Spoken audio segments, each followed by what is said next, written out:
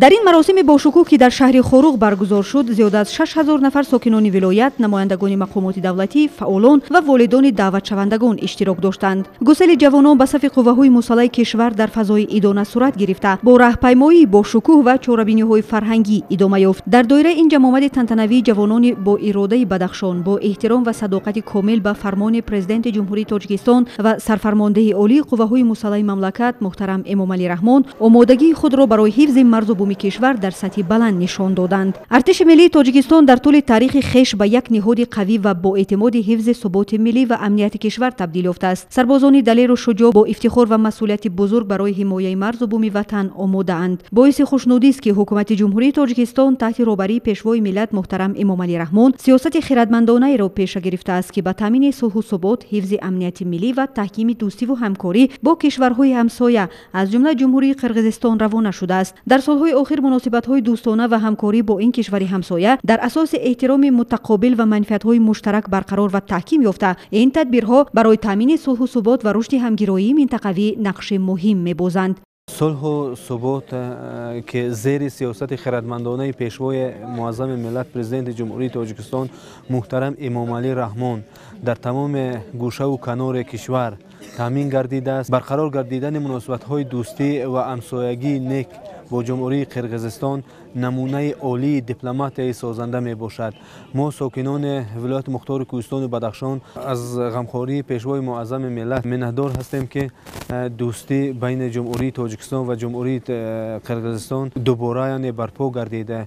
ما امیدوار هستیم که دوستی دو خلق تا ابد پاینده بماند. من افتخار میکنم که در تاجیکستان عزیز زندگی میکنم و امروز در برابر دیگر جوانان بدخشان به صف ارتش ملی میپیوندم. تاجیکستان قرقیزستان همسایگان نزدیک و دوستان میباشند که ما را تاریخ، فرهنگ و عنعنه‌های مشترک میپیوندند. همسایگی نیک و دوستی بین ملت‌هایمان نه تنها برای امروز بلکه برای نسل‌های آینده نیز مهم است. من با دلپوری به خدمت میروم تا سهم خود را در پایداری صلح و دوستی مردمانمان گذارم. بگذار همیشه دوستی بین تاجیکستان و قرقیزستان مستحکم باشد. خدمت در صف ارتش ملی نه تنها اجرای قرض شهروندی است بلکه مکتب جسارت، صداقت و وطن دوستی است. هر یک جوانمرد شجاع باید برای حفظ صلح و آرامی، استقلال و منفعت‌های ملی سهم خود را گذارد. به شبهه تحکیم ارتش ملی در زمینه غمخوری‌های رهبریت عالی کشور و پیشبرد سیاست عاقلانه مدافعی کفیل امنیت و رشد استوار تاجیکستان میباشد. امروز در یک تنتنه بس مهم، یک تنتنه بس ایدانه اشتراک داریم. این هم باشد سفربر نمودن جوانان به صف قوه‌های مسلح جمهوری تاجیکستان که در بین این جوانان پسر خودم نیز خود اختیاری به صف قوه‌های مسلح جمهوری تاجیکستان برای حمایت مرز و بوم وطن پیوسته است. این باعث خرسندی و خوشحالی تمام مردم جمهوری تاجیکستان مز مردم ولایت مختار کوهستان بدخشان است که این عنعنه را یعنی این پرچم را ولایت مختار کوهستان بدخشان طی چندین سالها از دست نداده. در روز اول سفربر نمودن جوانان را به پررگی از 100% زیاد به صف قوه‌های مسلح جمهوری تاجیکستان تشکیل می نماید و دایر می گردد.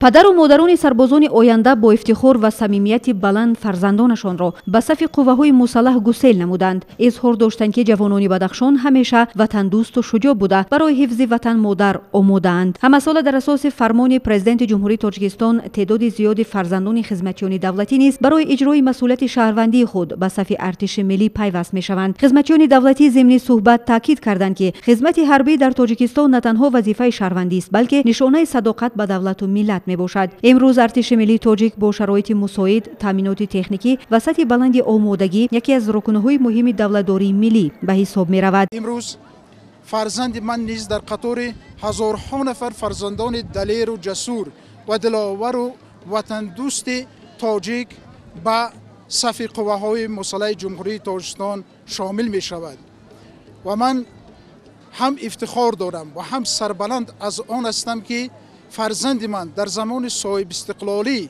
تربیه یافت، تعلیم گرفت و امروز آماده است که به وطن مادر خود خدمت صادقانه نماید و من باوری کامل دارم که نه تنها فرزند من بلکه کل فرزندان تاجیکستان قرض وطنداری وطن پرستی خود را در نزد مادر وطن تاجیکستان عزیز و محبوب اجرا خواهند کرد و با سر بلند و سرفرازی به دیار و به نزد والدان خود برخواهند گشت. رهبریت ولایت ضمن سخنرانی خود به پیشوای ملت محترم امام علی رحمان برای توجه و غمخوری های دائمی نسبت به جوانان اظهار سپاس نموده تاکید کرد که فرزندان بدخشان همیشه در صف پیش حمایتگران وطن قرار دارند و مراتب 12 صداقت خود را به سرور دولت و خلق بزرگ تاجیکستان با اجرای نقشه دعوت در یک روز 100% نشان دادند. جوانان سن دعوتی در روز اول به کمیساریات حربی ولایت حاضر شده بعد گذشتن از معاینه طبی برای خدمت وطن آماده گردیدند. هر یک آنها با حس بلند وطن دوستی از تمام شهر و ناحیه‌های ولایت از جمله ناحیه‌های درواز، ونج، روشان، شغنان، روشخلا، اشکاشم، ناحیه بلندکوی مرغاب و شهر خوروغ سفربر شدند. خدمت به وطن قرض شهروندی هر یک جوانمرد به حساب می‌رود. من امروز افتخار دارم که با صف قوای مسلح جمهوری تاجیکستان سفربر می‌گردم. هرچند یک افسرم باشم خدمت به خلق وطن و حمایت ناموس آن را وظیفه اولین درجه خود می‌شمارم و امروز با سربلندی از کمیساریات حربی ناحیه روشان سفربر میشم. من افتخار دارم که سرباز وطن عزیزم میشوم و امروز من با دلپوری به صف ارتش ملی میپیوندم.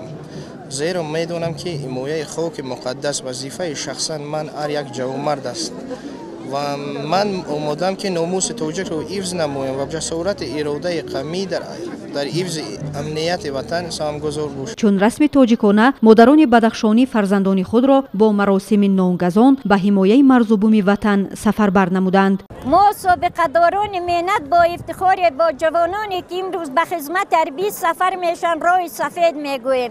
امیدواریم که همین طوری که ما در دوره خودمون برای آبادی وطن عزیزمون تاجیکستان کار و زحمت کشیدیم، امروز نسل جوانان مسئولیت به قرض خویش را اجرا نموده در حمایت وطن سهم خواهد گذاشت. مورد به ذکر است که برای باز هم با شکوهتر گذشتن مراسم با تنتنه گسیل دعوت شونده از ولایت بدخشان برنامه فرهنگی جالب با اشتراک هنرمندان معروف ولایت مختار کوهستان بدخشان برگزار گردید. سرود و ترانه‌های وطن دوستانه و رقص و بازی به معرکه گسیل سربازان رنگی عیدانه بخشیدند. در چنین فضای گرم و صمیمی جوانان با اراده و با وقار ولایت مختار کوهستان بدخشان به صف ارتش ملی گسیل کرده شدند.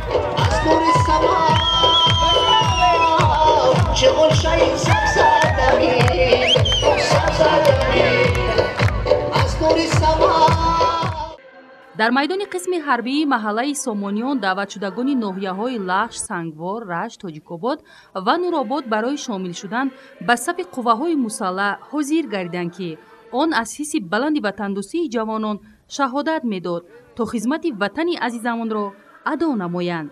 در رسم گسیل نوسکران رئیسان ناحیه‌های منطقه رشت، نمایندگان وزارت مدافع جمهوری تاجیکستان، مقامات حفظی حقوق، پدر و مادران دعوت شدگان و سابقه‌داران و فعالان جامعه اشتراک داشتند.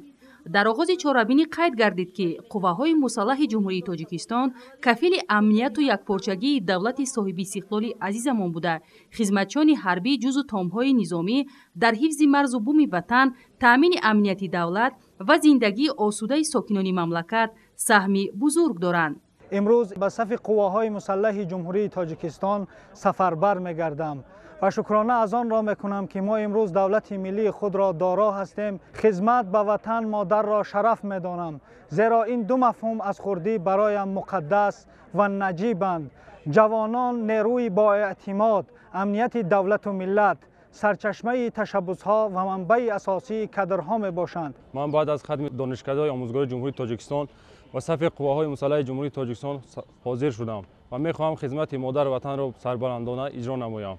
شکرانه وطن آباد میکنیم که پیشوای معظم ملت برای ما جوانان چنین شرایط‌ها را مهیا کرده است و با همه جوان‌ها گفتنی هستم که بیان ما مثل برادران خدمت وطن مادر را با سربلندانه اجرا نمایند.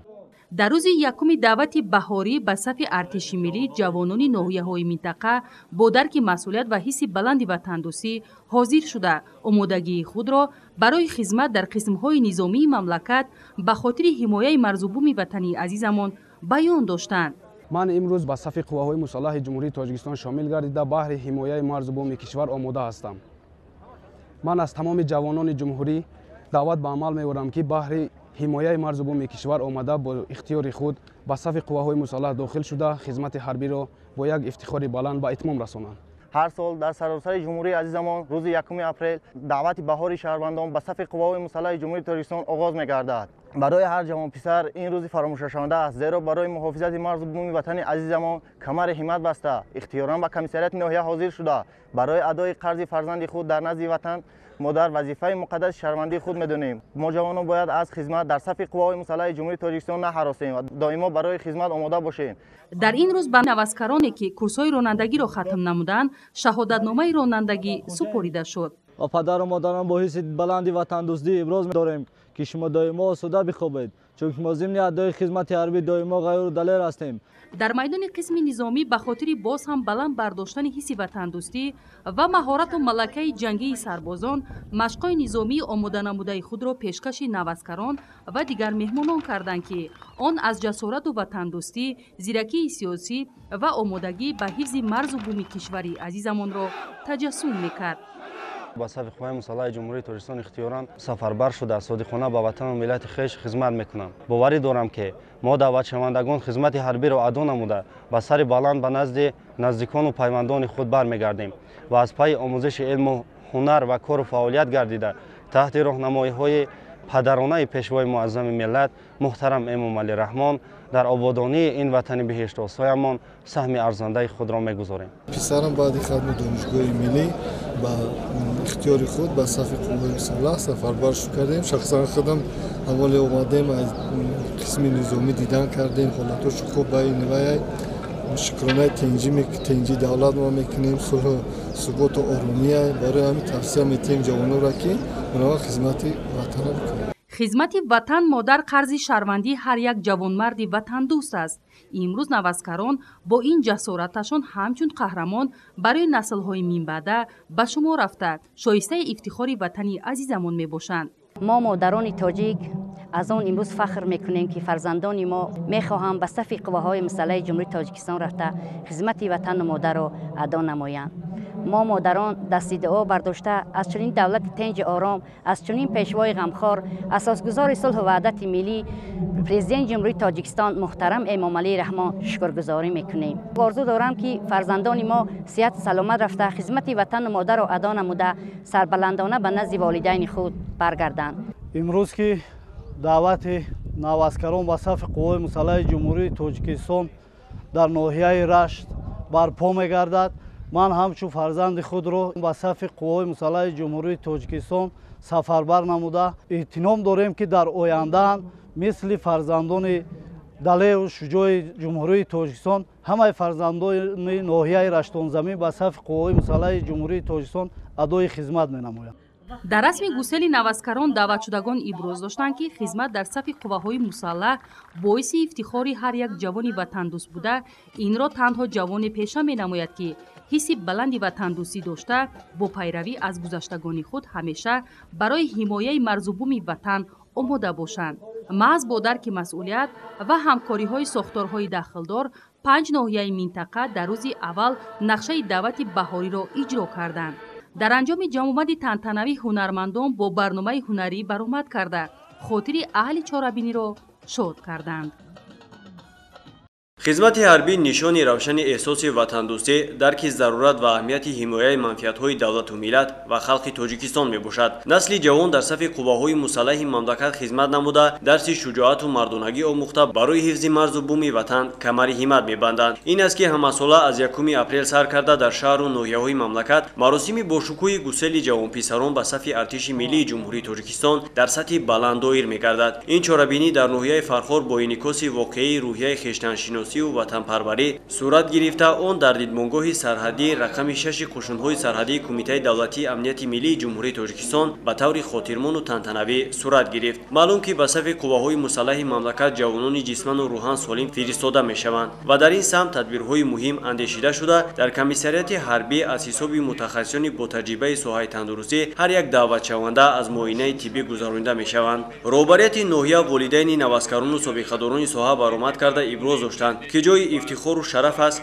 که امروز با شادی و سرور و تنتنوی یک گروه جوانان وطن دوست فرخار باستانی را به صف ارتش ملی گسیل می‌نماییم. باور داریم که این جوانان با ننگ و ناموس ما چون دیگر جوانان وطنمان برای حمایت مرز و بوم کشور، سرحد دولتی، حفظ شرف و مادر وطن به صف قواهای مسلح تاجیکستان شامل می‌شوند. در واقع فضای مناسب چاره‌بینی که از سیمای درخشان و پر افتخار دعوت شوندگان و والدین آنها جیرا می‌داد، بیانگر آن است که هر نفر آنها امروز با امر دل و محبت به مرز و بوم تاجیکستان راه خدمت را در صف قواهای مسلح مملکت انتخاب کردند. خوشحال از آنم که امروز با خواهش خودم بس خدمت حربی آماده هستم. من میخواهم خدمت را با سر بلند ادا نموده و با نزد پدر مادر خود برگردم. تشبث سری وقت حاضر شدن جوان پسران به کمیساریات حربی ناحیه فرخار برای ادای خدمت حتمی حربی در صف قواهای مسلح دلیل آن است که امروز جوانان ناحیه از سیاست خردمندانه و دوربینانه اساسگذار صلح و وحدت ملی پیشوای ملت پرزیدنت جمهوری تاجیکستان محترم امامعلی رحمان پشتیبانی می‌نمایند و یگان چیز مانع صد راه این جوان پسران با ننگ و ناموس ناحیه فرخار شده نمی‌تواند، زیرا که جوانان دلاور و با ننگ ناحیه با عزم و اراده قوی وطن دوستانه این تشبث را پیش گرفتند و به واسطه از مسئولیت بلند آنها در راه حفظ مرز و بوم و منفعت‌های ملی کشور گواهی می‌دهد. من علیمو محمد ساکنی جماعت 20 سالگی با کمیساریات حربی حاضر شده و می‌خواهم که خدمت وطن را رفته ادا نموده به سر بلند به خونه‌ام برگردم. حمایت نعمت‌های مقدس چون آزادی و استقلالیت و منفعت‌های ملی و دولتی وظیفه هر یک فرد با ننگ و ناموس، وطن دوست و وطن پرور و خودشناس و خودآگاه بوده، جوان پسران خدمت در صف قواهای مسلح کشور را چون نشانه عالی شرفمندی، مکتب متانت و مردانگی و دلیلی و با همتی می‌حسابند. پدر و مادران دعوت شوندگان نیز مطمئنند که برای حفظ خاک مقدس وطن عزیزمان فرزندان واقعا هم جسور و وطن دوست را تربیت نمودند که برای ادای خدمت حتمی حربی آماده می باشند.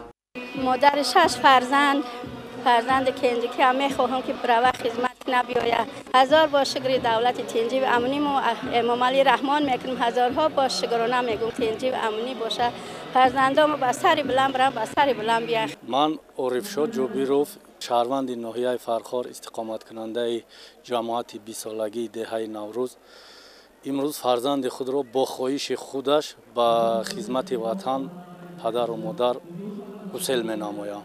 پورا یعنی 100% اجرا گردیدن نقشه دعوتی بهاری در روز اول چهاربینی از آن گواهی می‌دهد که جوانان ناحیه فرخار احساس مقدس حمایت خاک وطن را بالاتر از همه ارزش‌ها گذاشته آمادگی خویش را برای حفظ سرزمین اجدادی نشان دادند. قواهای مسلح جمهوری تاجیکستان تکیه‌گاه دولت و سپری با اعتماد ملت بوده، محض با شرافت صداقت و جسارت کسبی، مردانگی و خدمت شبانه روزی افسران و سربازان در کشورمان صلح و ثبات پایدار بوده، مردم زندگی آسایشته دارند. همزمان بهر خوش و خاطرمان گذراندن این معرکه مهم سیاسی، برنامه رنگین کنسرتی اهل فرهنگ ناحیه با سرود و ترانه‌های دلاشوب و وطن دوستانه پیشکش گردید که به چهاربینی حسن و تراوت تازه بخشید. خدمت در صف ارتش ملی، حمایت مرز و بوم وطن و دستاوردهای زمان صاحب استقلالی رسالت پر افتخار هر فرد وطن دوست است. با درک همین مهمیت، جوانان دهات وارق و چرکو اختیاری به خدمت حربی می‌روند.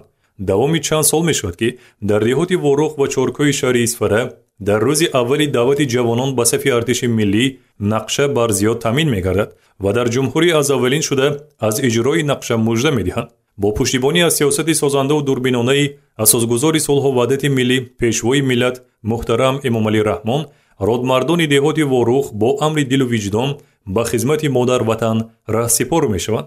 در چهاربینی با شکوه که به افتخار گسیل نواسکران دایر شد، دلاوران، پیر و برنا و والدان آنها با افتخار از این وطن آباد و آزاد و پایداری صلح و ثبات اظهار داشتند که خدمت در صف ارتش ملی قرض جوانمردی هر یک نوجوان می باشد. شاد از آن هستم که امروز در قطار دیگر جوانان دلیر و شجاع وطن به صف ارتش ملی می پیوندم. پرزیدنت جمهوری تاجیکستان پیشوای معظم ملت محترم امامعلی رحمان در هر یک برآمدهای خود تاکید می‌نمایند که جوانان آینده ساز ملتند. این اعتماد و باوری جناب عالی ما را وظیفه‌دار می‌کند که از هر وقت دیده بیشتر هوشیار، زیرک و دانا باشیم و محافظ خاک وطن خود باشیم. افتخار از آن می‌کنم که نبره من امروز در قطار فرزندان برآمد دلیر وارق با خدمت مادر وطن می‌روم. حرکت میکنیم که حس وطن دوستی فرزندان خود را بلند برداریم و آنها همیشه صادقانه به وطن خدمت کنند. وطن از این دلیران شجاع همیشه افتخار میکند. قابل قید است که چون انعنه این نوبت هم در روز نخستین دعوت بهاری جوانان به صف ارتش ملی نقشه دعوت در دهات وارخ 107% اجرا گردید. در این گوشه زیبای وطن فرزندان شخصان منصبدار نیز حسی بلندی وطن دوستی نشان داده به خدمت مادر وطن رهسپار میشوند. چنین میشمارم که هر نفر خودآگاه و وطن دوست افتخار ملی داشته و شخص بلند و ناموس باید به وطن خدمت نموده برای حفظ مرز و بوم آن صداقتمندانه تیار باشد.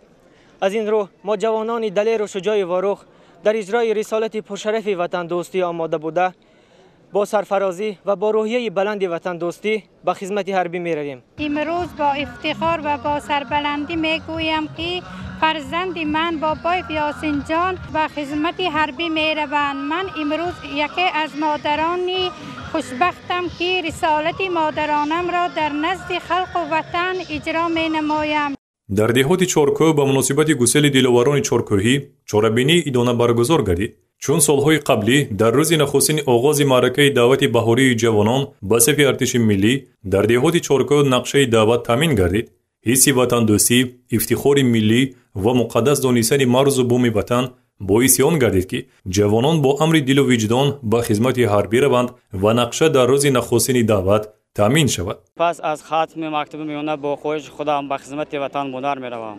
وطن افتخار، شأن و شرف، ننگ و ناموس و آبروی اعتبار ماست. خدمت به وطن قرض فرزنده ما جوانان میباشد. من باوری دارم که این جان من البته با سری بلند خدمت مادر وطن را به جا آورده صافدلانه صادقانه خدمت نموده به پیش پدر و مادر خود برمیگردد. جوانان دهات وارخ و چارکوه همچون پیروان اصیل پیشوای معظم ملت با سربلندی و افتخار بزرگ هر سال به خدمت مادر وطن میروند. مشاهده میشود که معرکه دعوت جوانان به صف قوه‌های مسلح مملکت در دهات وارخ و چارکوه شهر اسفره به یک معرکه شادی و نشاط تبدیل یافته. والدان فرزندانشان را با افتخار زیاد و سربلندی به عسکری گسیل میکنند. من امروز جان من قیوم بلالخان اختیارم به صف قوه‌های مسلح جمهوری توجیکستان سفربر شده است. نتیجه تربیتی وطن دوستی و وطن پروری بود که او اختیارا به خدمت رفته است. این جوانان که امروز اختیارا به خدمت مادر وطن میروند برای نسل نورس نمونه عبرت و شایسته پیروی خواهند بود. ساکنان دهات وارخ و چارکوه در سیمای این جوانان فرزندان صادق وطن، سپری با اعتماد و بهادران خویش را میبینند. پیر و برنا در معرکه گسیل نوسکران سرور و شادمانی نموده محافظان وطن را با سربلندی به خدمت حربی گسیل نمودند. در زمینه تطبیق فرمان سرفرمانده عالی قواهای مسلح جمهوری تاجیکستان محترم امامعلی رحمان درباره به احتیاط رخصت دادن خدمتیان حربی که مهلت مقرر گردیده خدمت حربی را ادا نمودند و دعوت نوبتی شهروندان سین دعوتی به خدمت حربی در شهر و ناحیه‌های حدود ولایت ختلان چهاربینی روزی دعوت شونده برگزار گشته. جوانان با روحیه بلند خودشناسی ملی و وطن دوستی برای ادای خدمت وطن رهسپار می‌گردند. در ورزشگاه مرکزی ناحیه وخش به مناسبت گسیل نخستین گروه جوانان به خدمت حربی با اشتراک مسئولین مقامات دولتی، فعالان، دعوت شونده ها و والیدان آنها چهاربینی با شکوه روز دعوت شونده برگزار گردید. در روز دعوت شونده صبح و روز ناحیه وخش جلوی صمیمانه وطنداری داشت. ما همه یک جایگی شکرانه وحدت کنیم، دشمنان تاجیکان را سخت در حیرت کنیم. گر بخواهیم تاجیکان سرسبز باشند در جهان، یک دعای نیک بهر سرور دولت کنیم. و مادرانی که امروز فرزندان خود را، جگربندان عزیز خود را به صف قوه‌های مسلح روانه میکنند مراجعت کرده گفتنیم مادران گرامی قدر، مادران عزیز و مهربان، بهر فرزندان خود دعای نیک کنید که تا خدمت وطن مدت را به سر بلند ادا کرده به نزد والدین برگردند. جوانان با اور و ناموس و وطن دوست نوحیه با صدای وطن بهر حفظ مرز و بوم کشور صداقت بی‌پایان خود را بهر آمادگی و شامل شوی به صف قوای مسلح جمهوری تاجیکستان نشان دادند و در روز یکم نقشه دعوت جوانان در ناحیه وخش 100% اجرا گردید. در این روز فرح بخش جوانان ناحیه وخش اختیاراً به کمیسریات حربی ناحیه آمده иброз намуданд ки мехоҳанд қарзи шаҳрвандии худро дар назди давлату миллати тоҷик иҷро намоянд. дар заминаи иҷрои дастуру супоришҳои асосгузори сулҳу ваҳдати миллӣ, пешвои миллат, президенти ҷумҳурии Тоҷикистон муҳтарам Эмомалӣ Раҳмон шароити хизмат дар қисмҳои низомӣ ба маротиб беҳтар гардидааст ки ҷавонон бо рӯҳи илҳоми қавӣ хизмати ҳарбиро адо намуда сарбаландона ба назди волидонашон бармегарданд ки ин мояи ифтихору сарфарозии ҳар як падару модар мегардад. ман баъди хатми донишгоҳ тасмим гирифтам ба сафи қувваҳои мусаллаҳ шомил гардида хизмати ҳарбии хешро адо намоям. миннатдории худро аввалан ба асосгузори сулҳу ваҳдати миллӣ, пешвои миллат, президенти ҷумҳурии Тоҷикистон, сарфармондаи олии қувваҳои мусаллаҳ генерали артиш муҳтарам Эмомалӣ Раҳмон мерасонам ки мо ҷавононро пайваста зери таваҷҷӯҳи худ қарор дода дар кадом самте набошад нисбатамон дастгирӣ ва ғамхорӣ зоҳир менамояд. аз тамоми ҷавонон хоҳиш менамоям барои ҳифзи ватан ҳамеша омода бошанд. ما مادران شکرگزار از آن هستیم که در دوران صلح و ثبات و صاحب استقلالی عمر به سر برده ایستاده‌ایم. من همچون یک زن مادر توانستم فرزند خود را تربیت درست نمایم. فرزند من سلیخ اکبرعلی محکمویچ امید خاندان من است. من در دل او مهر و محبت وطن را انداختم. من از چنین فرزند شجاع دلیر فخر می نمایم. ما مادران خوشحال از آن هستیم که دلیران ناحیه‌مان قدم‌های استوار با دل گرم به خدمت وطن مادر رفته ایستادند. خدمت به وطن مادر برای هر یک جوانمرد باننگ و ناموسی تاجیکستان قرض شهروندی میباشد. از این رو هر یک جوانمرد باید رسالت خود را در نزد وطن و ملت خویش با خدمت صافدلانه و روحیه جوانمردانه اجرا نماید. ضمن سخنرانی رهبریت ناحیه قید نمودند که محض توسط خدمت در قسم‌های حربی جوانان آب و تاب می‌یابند و همچون مردان شجاع وطن به کمال میرسند و در برابر این دانش و ملکه سیاسی خود را بلند حفظ مرز و بوم و هر یک وجب زمین تاجیکستان عزیز را برای خود شرف و افتخار می‌دانند. امروز نبیره خودم حرمتعلی را با این صف قوه‌های مسلح گسیل کرده ایستاده‌ایم. بسیار خرسند هستیم. بعد ختم دانشگاه ملی جمهوری تاجیکستان آماده است که رفته خدمت خلق و وطن، خدمت مادر وطن را با سربلندانه ادا نماید. ما زنان و مادران هر فردی جامعه وظیفه‌دار هستیم که جواباً به این قدر غمخواری های پیشوای معظم ملت زیرکی و هوشیاری سیاسی را از دست نداده جوانان را، نسل های آینده ساز را در روحیه وطن دوستی، در روحیه افتخار بلندی وطنداری، در روحیه ارز گذاشتن به مقدسات ملی تربیه نماییم. خدمت در صف قواهای مسلح برای جوانان مکتب حیات است، زیرا آنها محض در دوره خدمت عسکری امکان دارند که ماهیت مفهوم‌های وطن، دولت و ملت خود را به خوبی درک کرده سبق دلیری و شجاعت و صداقت آموزند. هنرمندان بخش فرهنگ ناحیه وخش سرود و ترانه‌های دلنشین و وطن دوستانه را پیشنهاد اهل چوربینی نمودند و جوانان در وضعیت خاطرمان با حس بلند وطن دوستی، صداقت به خلق و کشور عزیزمان به صف قوای مسلح جمهوری تاجیکستان گسیل کرده شدند.